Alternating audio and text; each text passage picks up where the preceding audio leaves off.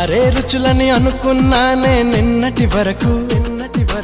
ఏడో రుచినే కనుగొన్నానే నీ ప్రేమతో രുചികളാണെന്ന് ഞാൻ കണ്ടു ഇന്നലെ വരയിൽ ഏഴാം രുചിയും ഉണ്ടെന്നറിഞ്ഞു നീ പ്രേമത്തോ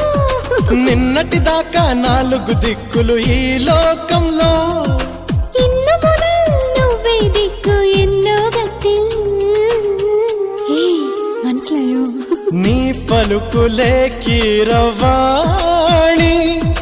నా పెదవితో తాళమేయని